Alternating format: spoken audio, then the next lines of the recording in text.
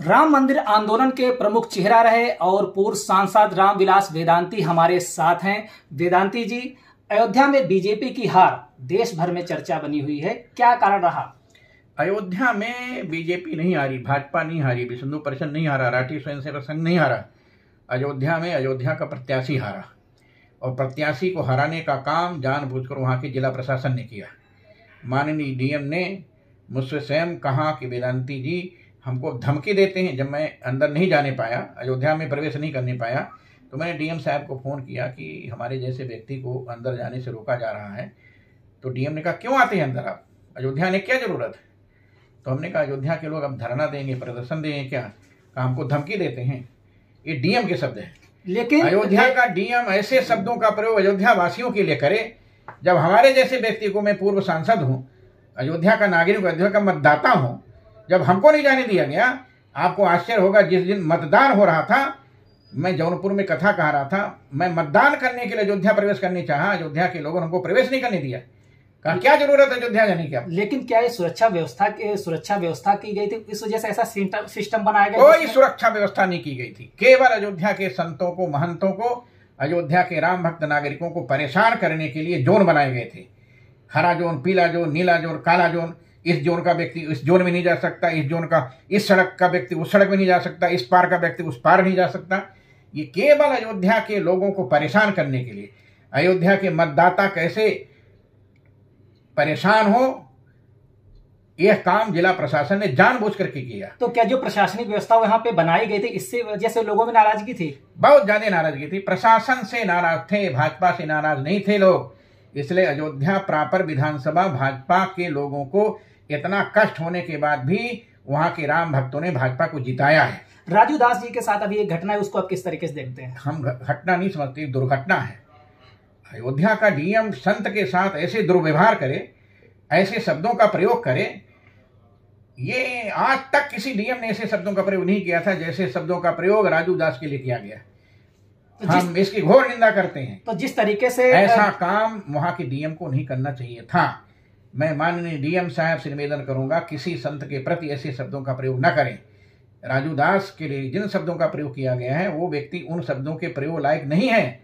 वो हनुमानगढ़ी का है, महात्मा है, और विश्व हिंदू परिषद से जुड़ा है, संघ के जुड़ा है, भाजपा से जुड़ा है, बजरंग दल से जुड़ा है, हिंदुत्व से जुड़ा हुआ व्यक्ति है। वो उस व्यक्ति के प्रति इस प्रकार घृणास्पद शब्दों का प्रयोग डीएम के लिए शोभा नहीं देता। तो जिस तरीके से संतों में आक्रोश है, क्या आप सीएम के सामने इस बात को उठाएंगे? सीएम को सब कुछ पता है। अयोध्या की हर घटना को माननीय मुख्यमंत्री योगी आदित्यनाथ जी अच्छी तरह से जानते हैं। उनके सामने कई लोगों ने इस बात को रखा। आश्चर्य तो यह है कि अयोध्या में डीएम साहब ने जितने सपाई लोग थे, उनके मंदिरों का पैसा स्वीकृत किया।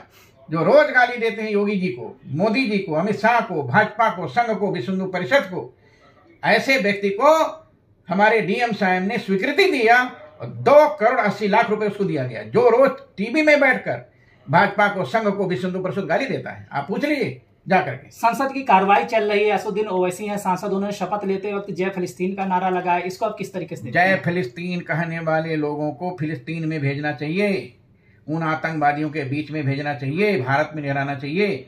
मैं यहाँ माननीय लोकसभा अध्यक्ष से निवेदन करूंगा कि शपथ ग्रहण करते समय जिस व्यक्ति ने ऐसे शब्दों का प्रयोग किया है, फिलिस्तीन का नाम लेकर के फिलिस्तीन की जय बोला है, आतंकवादियों की जय बोला है, ऐसे व्यक्ति की सदस्यता तत्काल समाप्त करनी चाहिए। और भारत के माननीय प्रधानमंत्री जी से, माननीय गृह मंत्री जी से, महामहिम राष्ट्रपति से निवेदन करूंगा कि ऐसा कानून बने कि भारत के विपरीत नारा लगाने वाले लोगों को भारत से बाहर करने का आदेश होना चाहिए। भारत में रहने का अधिकार ऐसे देशद्रोहियों को नहीं रखना चाहिए। देशद्रोह का मुकदमा लगाया जाए, भारत द्रोह का मुकदमा उसके ऊपर लगाया जाए, और उसकी सदस्यता तत्काल खत्म होनी चाहिए। मेरा ये निवेदन है। नवनिर्मित राम मंदिर में जल रिसाव की घटना सामने आई है, क्या ये सच है? ये तो राम जन्मभूमि पर निहत्थे राम भक्त कार सेवकों पर गोली चलाने का आर्डर जिसने लिखा, ऐसे निपेंद्र मिश्रा को जब मंदिर निर्माण समिति का चेयरमैन बनाया गया, तभी मैं समझ गया कि कुछ न कुछ दुर्घटना होने वाली है। और रामलला के ऊपर छत से पानी गिरना, ये कितने बड़े दुर्भाग्य की बात है। जिसको अनुभव नहीं मकान निर्माण का, उसको मंदिर निर्माण का चेयरमैन बना दिया गया, जिसको केवल गोली चलवाने का निर्णय, जो गोली चलवाने का एक्सपर्ट है, कि मुलायम सिंह यादव से कहा कि तुम गोली चलाने का ऑर्डर दो। मुलायम सिंह ने कहा कि ठीक है, जल्दी चलवाओ, और ऑर्डर करके अयोध्या के राम भक्तों को गोली चलाया। माननीय अटल बिहारी वाजपेयी ने संसद में मुलायम सिंह यादव से पूछा था कि आपने निहत्थे राम भक्त कार सेवकों को गोली क्यों चलवाया, तो मुलायम सिंह यादव ने खड़े होकर कहा था कि कम मरे, मैं तो चाहता था बाबरी मस्जिद की रक्षा के लिए यदि मैंने गोली चलवाया और मरते तो हमको बड़ी प्रसन्नता होती। ऐसे व्यक्ति का जो गृह सचिव था और जिसने ऑर्डर लिखा कि तत्काल गोली चला दो, उसको हमारी सरकार ने राम जन्मभूमि मंदिर निर्माण समिति का चेयरमैन बना दिया। तो मंदिर नहीं टपकेगा तो क्या टपकेगा, मंदिर में पानी नहीं घुसेगा तो कहाँ घुसेगा। ये सारा काम नृपेंद्र मिश्रा की देन है। शुक्रिया हमसे बात करने के लिए। ये थे हमारे साथ पूर्व सांसद रामविलास वेदांती। न्यूज 18 के लिए संदीप पांडे, दिल्ली से।